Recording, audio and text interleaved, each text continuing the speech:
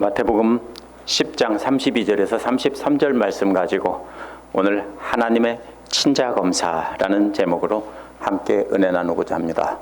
고구려를 건국한 주몽 이야기를 모두 잘 아실 것입니다. 주몽은 부여를 탈출하기 전에 예시 부인과 혼인을 한 상태였고 예시 부인의 뱃속에는 아이가 자라고 있었습니다. 주몽이 자신의 아들이 자기를 찾아올 때 알 수 있도록 칼 한 조각을 증표로 남겼습니다.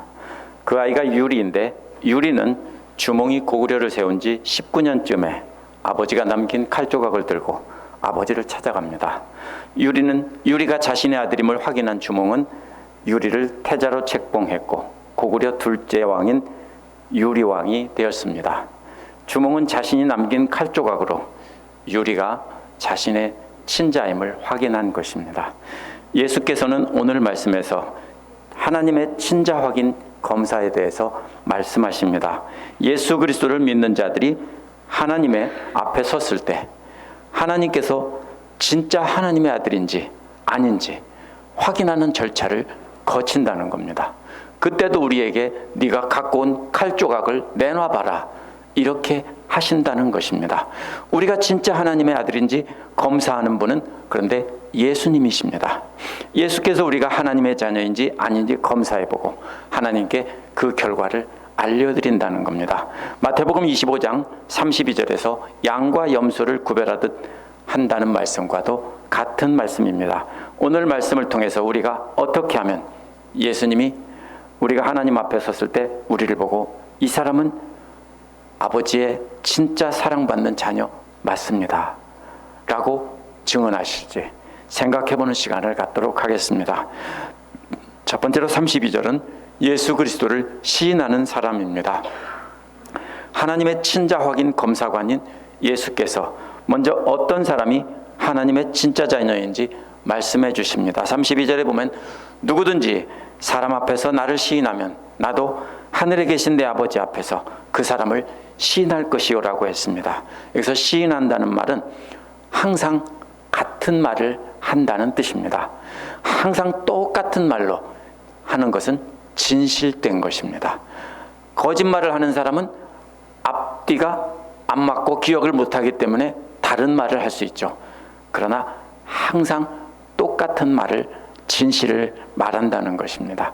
그렇다면 하나님의 자녀들은 항상 똑같은 말로 변함없는 진리를 말해야 한다는 것입니다. 후에 예수 그리스도를 믿는 자들이 무엇을 사람들 앞에서 전했는지를 보면 하나님의 자녀된 자가 항상 똑같은 말로 변함없이 말해야 되는 것이 무엇인지 우리가 알 수 있습니다. 사도행전 2장 14절에서 36절에 보면 제자들은 하나님 나라를 선포할 때 여러분이 십자가에 못 박은 이 예수를 주님과 그리스도가 되게 하셨습니다 라고 했습니다. 또 사도행전 5장 29절에서 30절에 보면 대제사장이 예수에 관해 전하지 못하게 하자 베드로와 사도들은 사람에게 복종하는 것이 마땅하냐 하나님께 복종하는 것이 마땅하냐 우리 조상들이 하나님은 여러분이 나무에 달아 죽인 예수를 살리셨다라고 담대하게 증거했습니다. 베드로와 제자들만 그렇게 한 게 아닙니다. 사도행전 7장 52절에 보면 7 집사 중 한 사람인 스데반도 그들은 의인이 올 것을 예언한 사람들을 죽였고 이제 당신들은 그 의인을 배반하고 죽였습니다 라고 베드로와 다른 제자들과 똑같은 말을 했습니다. 사도행전 9장 20절에서 스데반을 죽이는 데 앞장섰던 사울이 사도행전 9장 20절에 보면 나중에 회심한 뒤에 여러 회당을 다니면서 똑같은 말을 했습니다. 너희들이 달아 죽인 예수가 너희들이 기다리고 있는 하나님의 아들이다. 제자들이 항상 똑같은 말로 고백한 것은 그것입니다. 너희들이 나무에 달아 죽인 예수가 너희들이 기다리고 있던 바로 그 메시아 하나님이다. 이것입니다. 당시 예수 그리스도를 믿는 자들은 모두 똑같이 말했습니다. 당시 유대인들은 메시아를 기다린다고 말하면서 진짜 메시아가 왔을 때 진짜가 아니라며 죽인 것입니다. 왜냐하면 자신들이 왕 노릇하고 있었는데 그 자리를 뺏길까 봐 두려웠던 것입니다. 그런데 예수 그리스도를 믿던 자들은 모두 한결같이 너희들이 죽인 예수가 진짜 메시아이다. 그분을 믿어야만 영생을 얻을 수 있다라고 똑같이 말했습니다. 여기서 사람들이 누굴까요? 우리는 흔히 모든 온 세상 사람들을 말한다고 생각하겠지만 사도들이 활동하던 시대에는 제사장과 율법학자와 같은 유대교 지도자들을 여기서는 마태는 사람들이라고 부르고 있는 것입니다. 이들이 이스라엘의 왕 노릇하며 하나님의 자리에 앉아 있었습니다. 이들은 신앙 공동체뿐만 아니라 세상에서도 권력과 지식과 명예를 모두 가진 사람들이었습니다. 오늘날도 교회 안에서뿐만 아니라 세상의 모든 권력과 지식과 명예를 다 가진 사람들이 그런 함정에 빠지기 쉽습니다. 그런 사람들은 오늘도 세상과 타협해서 자신들이 가지고 지키고 있는 가진 것을 지키려고 하나님 말씀을 변형시켜서 받아들이는 경우가 많습니다. 그런 그들 앞에서 우리가 성경이 증거하고 있는 예수를 있는 그대로 우리 말과 삶을 통해 증거하면 그들이 거부하고 우리를 핍박할 수 있다는 뜻입니다. 우리가 그렇게 예수 그리스도를 말과 삶으로 증거하면 예수님은 하나님 앞에서 아버지, 이 사람은 진짜 하나님의 자녀 맞아요, 이렇게 증언하신다는 것입니다. 그날에 수많은 사람들이 하나님 앞에 설 것입니다. 많은 사람들은 누가 하나님의 자녀이고 누가 아닌지 쉽게 구별이 될 것입니다. 그러나 진짜 문제는 자녀가 아니면서 진짜 자녀가 맞다라고 주장하던 가짜들 때문입니다. 엉뚱한 아이를 데려다가 당신 아이라고 하게 되면 다시 보게 되고, 그러면 어딘가 닮은 데가 있는 것 같기도 하고 아닌 것 같기도 하고 그럴 수 있는 거죠. 따라서 전문가가 아니면 비슷하게 닮은 것을 가지고 친자 확인을 분명하게 할 수 없습니다. 양자로 드린 경우에도 아이들이 보면 엄마 아버지를 닮았다는 소리를 참 많이 하기 때문입니다. 그래서 일반 성도들이 보기에는 가짜들도 거룩한 성도나 목회자처럼 보일 것이라는 겁니다. 예수님께서 하신 경고는 바로 그것입니다. 그러나 예수님께서 하나님의 친자 확인 검사의 전문가시라는 겁니다. 예수님은 한치도 오차 없이 정확하게 구별해내는 분이라는 겁니다. 예수님께서 구별하시는 성도의 DNA 검사법은 환난과 핍박 속에서도 예수님이 하나님의 아들 그리스도가 맞다라고 분명하게 증언하는 사람들입니다. 예수께서는 환난과 핍박 속에서 늘 한결같이 예수님이 하나님 아들 그리스도라고 증언하는 사람들 위해 하나님 앞에 서서 아버지, 이 사람은 틀림없이 아버지의 자녀가 맞아요, 나를 증언하기 위해서 핍박받으면서 온 힘 다해 영적인 싸움을 한 사람이거든요 라고 증언하신다는 겁니다. 그러므로 우리가 그 나라에서 예수님과 함께 다스릴 영광을 바라보며 우리는 진짜 예수 그리스도를 이 땅에 전파하는 일에, 증언하는 일에 온 힘을 다해야 하는 것입니다. 두 번째로 33절에 보면 그리스도를 부인하는 자들이 나옵니다. 32절과 33절은 똑같습니다. 다만 시인한다가 부인한다로만 바뀌었습니다. 같은 말을 반대로 바꿔서 또 한 번 할 때는 어떤 경우입니까? 굉장히 중요한 것을 말할 때 하는 거죠. 똑같은 말을 말만 바꿔서 다시 말했습니다. 사람들 앞에서 강하게 아니라고 부인하는 것을 말하는 것인데요. 하지만 큰 소리로 아니야, 정말 아니야 라고 소리치는 것만 말하는 것이 아닙니다. 세상 사람들 앞에서 예수님 말씀을 부끄럽게 여기는 것도 포함되는 것입니다. 말로만 강하게 부인하는 것뿐만 아니라 행동과 표정으로도 부끄럽게 여기는 것도 역시 포함됩니다. 마태복음 26장 24절에서 예수께서는 제자인 베드로가 3번이나 부인할 것을 말씀하셨습니다. 실제로 베드로는 자신도 잡혀 죽을까 두려워서 3번이나 부인했습니다. 베드로는 죄수로 잡혀있는 예수님이 자신의 스승이고 주인이라고 말하는 것이 두렵기도 하고 부끄럽기도 했을 것입니다. 예수님이 5,000명을 먹이고 수많은 사람을 치료하고 많은 사람이 따라다닐 때는 이분이 우리 예수님이라고, 우리 주님이라고 말하는 것이 좋았을 것입니다. 그런데 잡혀서 죽기를 기다리는 예수님을 저분이 나의 주인이시고 구주시라고 말하는 것은 쉽지 않았을 것입니다. 그래서 3번이나 모른다고 강하게 부인했습니다. 이처럼 예수님을 모른다고 부인하는 사람들은 완전한 불신자들이 아닙니다. 왜냐하면 예수님은 제자들에게 경고하고 있기 때문입니다. 믿는 사람들 중에서 그렇게 예수님을 부인하는 자들이 있다는 것입니다. 아예 믿지 않는다고 말하는 불신자들은 예수님께서 말씀하시는 대상에 포함되지 않습니다. 예수 그리스도를 믿는 제자들이 바로 그 대상인데요. 편안할 때, 좋을 때는 믿는다고 말하다가 예수님의 이름 때문에 핍박이나 말씀 때문에 핍박이나 아니면 생명이 위협해질 때, 많은 손실이 생길 때는 부끄러움을 당하게 될지도 되기 때문에 그때는 모른다고 부인하는 사람들이 있을 것이다 라는 뜻입니다.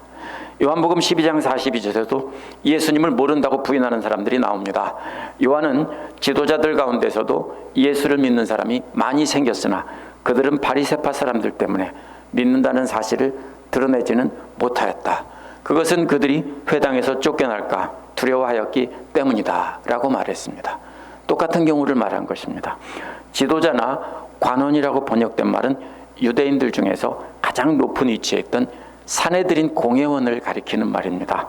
그러면 유대교의 최고 회의 의결기관인 산헤드린 공회의 의원 중에서도 예수를 믿는 사람이 있었는데 바리새파 사람들이 들어와서 믿는다는 사실을 드러내지 못했다는 겁니다. 그것이 뭡니까? 바로 부인한다는 뜻입니다. 당시 바리새파 사람들은 율법을 가지고 누가 의인인지 죄인인지 판별하던 사람들입니다. 높은 위치에 있던 사람들 중에 예수는 믿기를 했지만 바리새파 사람들에게 잘못 보이면 유대교 공동체에서 쫓겨나기 때문에 믿으면서도 믿는다고 말 못하던 사람들이 있었다는 겁니다. 당시 바리새파 사람들은 자신들이 하나님의 친자 확인을 검사하는 검사관인 것처럼 행세를 했습니다. 그래서 그들은 율법에 따라서 너는 하나님의 자녀 맞고 너는 아니야, 너는 나가, 이렇게 했던 겁니다.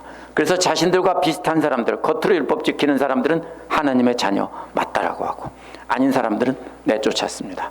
예수님은 그들이 내쫓은 자를 끌어모으면서 너는 하나님의 자녀야, 수고하고 무거운 짐진 자들아 다 이리 와 하고 했으니까 얼마나 열받겠습니까? 그래서 그들은 예수님을 죽였습니다. 자기들이 내쫓았는데 그들을 모아서 끌어안으면서 하나님의 자녀라고 했던 것입니다. 자신이 예수님을 믿지 않는다고 분명하게 말하는 사람은 다시 말하지만 여기서 논란의 대상이 절대로 아닙니다. 믿는다는 제자들이 바리새파 사람과 같은 사이비 친자 확인 검사관들 앞에서 눈치 볼 것을 걱정하면서 하신 말씀입니다. 그래서 사람들 앞에서 예수를 모른다고 부끄러워하며 모른다라고 부인하는 경우를 미리 생각하고 너희들 중에 그럴 사람이 있을 것이다 라고 조심하라는 것입니다. 이어서 요한은 43절에 보면 왜냐하면 저희는 사람의 영광을 하나님의 영광보다 더 사랑하였기 때문이다 라고 덧붙여 놨습니다. 이 말을 잘 생각해야 합니다.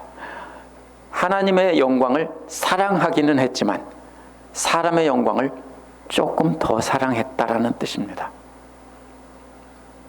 하나님이 모른다고 하는 사람은요, 하나님을 사랑하지 않는다는 사람이 아니라 하나님, 저 하나님도 사랑하는데 저는 세상을 조금 더 사랑해요, 이런 사람들입니다.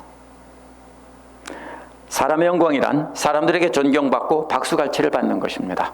이게 굉장히 매력적입니다. 하나님의 영광이란 하나님께서 칭찬해 주시고 하나님과 함께 있는 수많은 천사들과 하나님의 자녀들 앞에서 박수갈채를 받는 것입니다. 이 사람이 땅에서 이렇게 수고를 했다, 참 귀한 내 아들이다, 이렇게 박수 쳐주는 것이 하나님의 영광입니다. 그들은 산헤드린 공회의 회원이었기 때문에 예수를 믿으면서도 사람들에게 인정받고 박수갈채 받는 것에 익숙해져 있던 사람입니다. 그것을 잃는 것이 너무 두려워서 그들은 사람들 앞에서 모른다고 부인한 것입니다. 하나님을 믿는다고 하면서도 하나님의 영광과 세상 영광 사이에 양다리 걸치고 어느 쪽이 좋을까 하다가 세상 영광을 조금 더 사랑했다라는 뜻입니다. 계속 얘기하지만 그들은 하나님의 영광을 사랑하고 기대하지 않은 것이 아닙니다. 둘 중에서 세상 영광을 조금 더 사랑하였기 때문이다. 이것이 요한이 한 말입니다. 하지만 제자들은 세상 영광을 사랑하는 사람들이 아니라 오직 하나님의 영광만 사모하는 사람들이었습니다. 바울도 디모데후서 4장 7절에서 이처럼 하나님의 영광을 사모해서 참고 견디며 그리스도를 시인하는 것을 믿음의 선한 싸움을 싸우는 것으로 비유했습니다. 선한 싸움이라는 말은 레슬링 한다는 뜻입니다. 고대 올림픽에서 레슬링 하는 것입니다. 디모데후서 2장 12절에서도 만약 우리가 참으면 함께 왕노를 할 것이요 우리가 부인하면 주도 우리를 하리라고 똑같이 말했습니다. 결국 시인하면 부인하는 것과 똑같은 것입니다. 참는 것이 시인하는 것이고 안 참는 것이 부인하는 겁니다. 뭘 참습니까? 환난과 핍박 속에서 예수가 그리스도라고 증거하는 것을 하는데 그것은 너무나 힘들기 때문에 마치 레슬링 하듯이 상대를 붙잡고 넘어지지 않으려고 지지 않으려고 온 힘을 다하는 것처럼 끝까지 참고 견뎌야 된다는 것이 바울이 말하는 우리가 참으면이라는 말의 뜻입니다. 바로 레슬링 경기에서 끝까지 참고 견디며 레슬링을 하는 선수와 같이 우리는 악과 싸우면서 끝까지 붙잡고 이겨야 되는 것입니다. 이 땅에서 그리스도를 부끄러워하지 않고 레슬링 하듯 온 힘 다해 견뎌야만 우리가 그리스도를 부끄러워하지 않고 시인할 수 있는 겁니다. 하나님 앞에서 하나님 나라에서 그리스도와 함께 그런 사람들은 영원히 다스릴 것입니다. 당시 올림픽 경기나 이수미안 게임에서 선수들은 벌거벗고 운동했다는 것을 우리가 잘 기억해야 됩니다. 그렇지 않으면 우리가 바울이 말하는 한 장의 그림을 놓칩니다. 그들은 벌거벗고 경기를 했고요. 여자들은 참관할 수 없었습니다. 우리가 이 땅에서 그리스도가 하나님의 아들이고 하나님께서 죽은 자들 가운데서 예수를 살리셨다는 것을 증거하는 것도 역시 벌거벗고 레슬링하는 것과 같다는 것입니다. 하나님께서 모든 것을 아신다는 것을 믿기에 하나님 앞에서 자신을 드러내고 벌거벗고 서 있는 것처럼 그렇게 살아가는 것입니다. 세상 사람들 앞에서도 속이지 않고 자신을 벌거벗고 있는 것처럼 드러내는 것처럼 그렇게 정직한 신앙생활을 하는 것입니다. 그런 우리를 구경하고 웃고 조롱하는 사람들은 불신자가 아니라 하나님을 믿는다고 하면서 세상 영광을 하나님 영광보다 조금 더 사랑하는 사람들입니다. 그들은 거짓된 거룩의 옷을 입고 있습니다. 그래서 벌거벗고 있는 레슬링하는 제자들을 보고 조롱하는 것입니다. 예수님께서 당시 하나님의 아들을 하나님을 믿지 않는 이방인들에게 외식하는 자라고 책망하신 적은 한 번도 없습니다. 예수님을 가장 열심히 믿는다던 바리새파 사람들에게 거짓된 거룩함을 옷을 입고 자신들을 가리는 연극 배우라는 뜻으로 외식하는 자들이라고 한 것입니다. 그들은 거짓된 거룩의 옷을 입고 실제 그 안에 있는 몸은 보여주지 않았던 것입니다. 바울도 예수님의 가르침을 따라 하나님의 앞에 설 것을 생각하며 세상에서 벌거벗고 하나님 영광을 위하여 진짜 거룩함을 이루기 위해 레슬링을 했던 사람입니다. 그래서 바울은 참고 견디며 선한 싸움을 끝까지 다하면 그분과 함께 다스릴 것이라며 하나님 영광을 위해 부끄러움도 참고 견뎠던 것입니다. 그 부끄러움은 바로 십자가에 달린 벌거벗고 십자가에 달린 예수가 바로 나의 구주시고 나의 하나님이다 라고 증거한 것입니다. 그런데 이런 벌거벗고 진짜 레슬링하던 사람들을 조롱하는 사람들은 거룩하게 보이는 옷을 입고 거룩한 채 하며 하나님 영광을 위해 싸우는 채 하는 연극 배우들이었습니다. 아마 저들은 갑옷을 입고 멋진 전사처럼 그렇게 흉내를 냈을 것입니다. 이러한 연극 배우들은 진짜 선한 싸움을 하던 자들 구경하며 광신자라고 조롱하고 핍박을 했습니다. 오늘날 세상 영광을 더 사랑하는 그리스도인들은 대부분 거짓 거룩함이라는 옷을 입고 자신들의 진정한 내면은 감춥니다. 그러다 보니 하나님 앞에서 벌거벗고 진짜 선한 싸움을 하는 사람들 보고는 오늘날도 알라리깔라리, 얼라리껄라리가 아니라 본래는 알라리깔라리입니다. 흉을 보는 것입니다.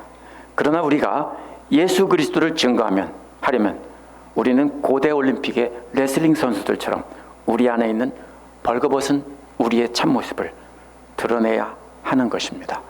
예수님을 닮아가고 있는 모습도 드러내야 하고 아직도 나는 죄인이라는 것도 역시 드러내야 합니다. 근데 그것이 싫어서 감추다 보면요 영원히 외식하는 자가 됩니다. 그러면서 악한 마귀와 싸움에서 이기려고 온 힘을 다해 싸워야 하는 것입니다. 우리는 거룩된 거룩을 입고 거룩을 가지고 우리의 벌거벗은 몸을 가리면 뭐가 멈춰지냐면요 예수님을 닮아가려고 온 힘 다해 싸우는 레슬링을 멈추게 됩니다. 왜요? 구태여 부끄럽지 않은데 거룩하게 보이는데 뭘 애써서 하려고 하나 이런 생각을 갖게 되는 것입니다. 그때부터 뭐가 되냐면 우리는 연극 배우가 됩니다. 조심하셔야 됩니다. 우리는 우리를 속이고 감추는 순간, 우리의 거룩하지 않은 모습을 감추는 순간 우리는 연극 배우가 돼요. 평생 갈수록 점점 더 겉으로만 거룩해지고 실제로는 하나도 거룩하지 않은 그런 자가 되는 것입니다. 그렇게 온 힘 다해 참고 견디며 그리스도를 이 땅에서 우리가 벌거벗은 것처럼 증거하면 그리스도와 함께 영원히 다스린다는 것입니다. 이 말은 함께 왕노릇한다는 뜻입니다. 그렇다면 하나님의 영광을 하나님 나라에서 왕노릇하는 것입니다. 그런데 요한복음에 나오는 관원들은 세상에서 이미 왕노릇을 하고 있었습니다. 요한은 세상에서 왕노릇하는 것을 사람의 영광이라고 한 것입니다. 이러한 사람의 영광을 놓치게 될까 봐 그리스도를 모른다고 부끄러워하며 부인했다는 것입니다. 그렇기 때문에 예수께서 많은 그리스도인들이 오늘 마태복음에서도 이처럼 거짓된 옷을 입고 그리스도를 믿는 척하면서 실제로 내면은 그리스도를 증거하는 삶이 아닌 세상 영광을 사랑하며 따라가는 사람들이 많을 것이다 라고 경고하시는 겁니다. 그렇게 세상에서 하나님을 믿는 척 연극을 해놓고는 연극이 오래되면 어떻게 됩니까? 자기 스스로 속아서 진짜인 줄 알아요. 자기가 진짜 거룩한 줄 알아요. 그래서 하나님 앞에 섰을 때도 뻔뻔하게 아버지 저예요 아들이에요 하는 사람이 많을 거라는 겁니다. 거짓말이 아니라 진짜로 자기가 그런 줄 알고요. 그래서 예수께서 누가 진짜인지 예수님식의 친자 감별법을 말씀하신 겁니다. 성도들 가운데서 그리스도인 척하지만 음란한 세상 속에서 그리스도를 부끄러워하는 가짜들이 있게 마련입니다. 그리고 하나님 앞에 와서 진짜인 척 진짜 아들이라고 주장하게 된다는 것입니다. 이런 가짜 자녀들의 이야기가 마태복음 7장 22, 23절에도 나옵니다. 그날에 많은 사람들이 나에게 말하기를 주님, 우리가 주님의 이름으로 예언을 하고 주님의 이름으로 귀신을 쫓아내고 주님의 이름으로 많은 기적을 행하지 않았습니까? 라고 말한다는 것입니다. 왜 이렇게 주장할까요? 하나님 앞에 서고 보니 세상에 누렸던 영광을 하나님 앞에서도 누리고 싶은 욕심이 생겼습니다. 그래서 가짜가 진짜인 것처럼 자녀 행세를 하는 것입니다. 요즘 친자 확인 소송이나 DNA 검사를 한다는 뉴스를 가끔 봅니다. 그런데 대부분 아버지가 유명 정치인이거나 아니면 재산이 많은 경우에 소송이 들어옵니다. 주로 돈 때문에 들어오죠. 무일푼인 노인이나 노숙자를 진짜 아버지라고 소송하는 경우는 없습니다. 세상에서 대부분 돈을 노리고 친자 확인 소송을 하기 때문입니다. 세상 영광을 얻기 위해 사람들 앞에서 거룩한 척하고 하나님 앞에서도 돈을 주고 살 수 없는 귀한 하나님 나라를 상속받기 위해 하나님 앞에서도 진짜 하나님의 아들이라고 친자 확인 소송을 한다는 것입니다. 하지만 하나님 앞에서는 절대로 그런 꼼수가 통하지 않는다는 것입니다. 세상에서 부귀영화를 누리기 위해 그리스도를 부끄러워하고 성도들 앞에서 거룩한 척하는 것이 통했습니다. 그러나 예수님의 DNA 검사는 어떤 검사보다 정확하여서 하나님의 자녀인지 아닌지 분명하게 가려내신다는 겁니다. 그렇기 때문에 7장 23절에서 예수께서는 그런 자들에게 내가 너희를 도무지 알지 못하니 불법을 행하는 자들아 내게서 떠나가라 라고 하신 것입니다. 오늘 말씀에서 예수께서는 하나님 앞에서 그런 가짜들은 분명하게 가려서 모른다 라고 하신다는 겁니다. 오늘 말씀의 핵심은 잘못 읽으면 안 됩니다. 사람의 영광과 하나님의 영광 사이에 양다리 걸치고 세상 영광을 사람들의 영광을 조금 더 사랑할지 모르는 제자들을 염려해서 하신 말씀입니다. 부활의 예수님 만나기 전에 제자들은 모두 양다리 걸치고 있었습니다. 예수님을 따라다니면 영원한 하나님 나라에 들어간다고 믿으면서도 세상에서도 예수님이 왕이 되면 자신들이 높은 자리에 앉을 거라고 양다리 걸치고 있었습니다. 그러나 부활의 예수님을 만난 뒤에 제자들은 모두 세상에 걸쳤던 발을 뺐습니다. 그래서 베드로도 죽었고요. 여러 제자들이, 야고보도 죽었고 그렇게 순교했습니다. 양다리 걸치고 있던 한쪽 발을 뺐기 때문입니다. 우리는 누구나 세상에 살면서 영광도 누리고 싶고 하나님 나라에서 왕 노릇하고 싶고 이 두 가지 마음이 다 있습니다. 그래서 세상에서 영광을 지키기 위해 증거하는 것을 부끄러워하거나 부인하는 경우가 생기는 것입니다. 그러나 우리가 두 가지를 다 얻을 수 있는 회색지대는 없습니다. 양다리는 통하지 않는다는 것입니다. 이는 마치 이 남자는 돈이 많아서 사랑하고 저 남자는 마음씨가 좋아서 사랑하니 나는 둘 다 남편으로 삼겠다는 것과 똑같은 말입니다. 예수께서는 마태복음 6장 24절에서 한 사람이 두 주인을 섬기지 못할 것이니 혹 이를 미워하거나 저를 사랑하거나 혹 이를 중히 여기며 저를 경히 여김이니라. 너희가 하나님과 재물을 겸하여 섬기지 못한다고 했습니다. 여기서 재물은 세상 영광의 대표로 말씀하신 겁니다. 우리가 이 남자도 사랑하고 저 남자도 동시에 똑같이 사랑한다, 그럴 수는 없습니다. 한 사람을 사랑하게 되면 그동안 사랑했던 사람은 꼴도 보기 싫대요. 경험자들이 하는 말입니다. 그러면 여기서 그렇기 때문에 구약에서도 하나님과 세상 사이에 양다리 걸친 자들을 뭐라고 불렀습니까? 간음하는 자들이라고 비유를 했습니다. 오늘 말씀에서 중간에서 양다리 걸친 쉬운 우리에게 예수님은 너희들 앞으로 어느 편인지 분명히 표시해라, 이 뜻입니다. 우리가 예수 그리스도께서 가르쳐 주신 하나님 말씀의 참뜻을 따라 살며 예수가 하나님의 아들이고 그분을 믿어야 산다고 한다면 우리는 하나님과 세상 사이에서 양다리 걸친 사람들이 거짓된 거룩의 옷을 입고 우리 보고 말하기를 얼라리 껄라리 쟤 벌거벗었네, 쟤는 이렇게 죄를 지었네, 쟤는 이렇게 잘못했네, 이렇게 흉을 보고 있습니다. 나는 거룩한데 쟤는, 우리가 솔직히 그것을 이야기하면 저 사람은 저렇게 했어, 죄인이야, 이렇게 말한다는 것입니다. 그들은 벌거벗고 예수를 증거하며 선한 싸움하는 사람들을 광신자로 대적하고 나중에는 비난할 것입니다. 자신들의 거짓된 거룩이 드러나기 때문입니다.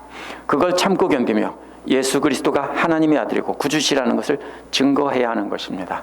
우리 자신을 감추고 말로만 증거하는 것이 아니라 우리가 변화되어가는 모습을 벌거벗은 채 보여주며 증거해야 됩니다. 그래서 바울은 그것을 레슬링에 비유해서 선한 싸움을 한다고 한 것입니다. 그래야 우리는 거짓된 거룩의 옷으로 우리 내면을 감추지 않을 수 있습니다. 오늘날 미국이나 한국은 기독교인이 많기 때문에 신약 성경의 시대와는 달리 표면적인 적대감은 없습니다. 그러나 그것은 세상이 거룩해서가 아닙니다. 많은 사람이 거짓된 옷을 입고 그리스도인 척 하기 때문에 바로 스스로 거룩의 옷을 입고 스스로 거룩한 사람들이라고 자랑하는 사람이 많기 때문입니다. 그런데 진짜 거룩해지려고 하나님 영광을 위해서 진짜로 발가벗고 진짜로 선한 싸움하는 사람들은 드러내놓고 핍박을 하면 어떻게 됩니까? 저렇게 훌륭한 믿음 가진 사람들 자신들이 핍박하면 어떻게 됩니까? 자기들이 가짜라는 게 드러납니다. 그래서 내놓고 핍박하지는 않습니다. 하지만 그런 사람들은 반드시 은밀하게 뒤에서 핍박하게 되어 있습니다. 그래서 보이지 않는 핍박을 가합니다.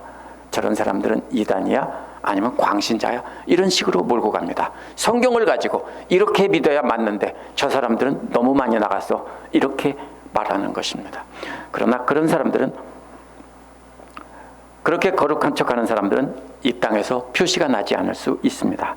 그런 사람들은 사람들을 속일 수는 있습니다. 그러나 하나님 앞에 서면 우리 예수님의 눈은 절대로 속일 수 없다는 것입니다. 계시록 3장 5절에 보면 같은 말이 나옵니다. 이기는 자는 이와 같이 흰옷을 입을 것인데 나는 그 이름을 생명책에서 지우지 않는다고 했습니다. 세상에서 벌거벗고 레슬링에서 선한 싸움에서 이긴 사람은 흰옷이 뭡니까? 진짜 거룩한 옷을 입혀주신다는 겁니다. 그리고 그 이름을 생명책에서 지우지 않는 것이며 내 아버지 앞과 아버지 천사들 앞에서 그 이름을 시인할 것이다. 그럼 어떻게 되겠습니까? 천사들과 모두가 앞에서 박수를 치겠죠? 그게 바로 계시록에 나온 하나님의 영광입니다. 바로 내 아버지 앞과 아버지의 천사들 앞에서 바로 진짜 아들이냐 아니냐 검사하는 그 자리를 말하는 것입니다. 하나님과 사람들 앞에서 거짓된 흰옷을 입고 사는 사람들은 하나님 앞에서 다 드러납니다. 그러나 거짓된 거룩의 옷을 벗고 레슬링 하듯 예수님의 뒤를 따라가며 열심히 온 힘 다해서 견디며 복음 전하는 사람들은, 예수님을 증거하는 사람들은 나중에는 진짜로 거룩한 흰옷을 입고 영광의 자리에 선다는 것입니다. 생명책에서 그 이름을 절대로 지우지 않는다는 것입니다. 그렇다면 거짓된 거룩 옷을 입고 중간지대에 양다리에 걸치고 어정쩡하게 서 있는 사람들은 몽땅 다 하나님의 호적인 생명책에서 다 지워버리겠다.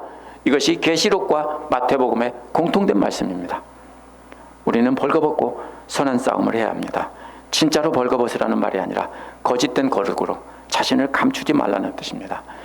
우리가 믿음의 형제들이 모인 교회 안에서조차도 벌거벗지 못하고 거짓으로 거룩한 채 한다면 우리는 진짜 예수님 닮아가는 선한 싸움을 해보지도 못하고 거짓된 거룩의 함정에 빠져서 우리가 바리새파 사람들처럼 외식하는 자들이 됩니다. 그러나 만약 거짓된 거룩의 옷을 벗고 진짜로 믿음의 선한 싸움에 참여하는 사람이 점점 늘어나서 많은 믿음의 형제들이 벌거벗고 믿음의 레슬링에 참여하는 선수가 된다면 오히려 거짓된 옷을 입은 사람들이 부끄럽게 될 것입니다. 한번 상상해 보셨습니까? 혼자서 벌거벗고 있으면 부끄럽죠? 근데 목욕탕에서 모두 다 벌거벗었는데 그 중에 한 사람이 옷을 입고 있다면 누가 부끄럽습니까? 옷 입은 사람이 부끄러운 겁니다. 그렇죠? 우리는 다 벗고 있는데 저 사람은 왜 목욕탕에서까지 옷을 입고 있어? 우리 교회는요, 바로 목욕탕 같은 곳이 되어야 합니다. 근데 거짓된 옷을 입고 자꾸 공격하니까 움츠려 들고 우리 자신을 자꾸 감추고 거짓으로 포장하며 사는 것입니다.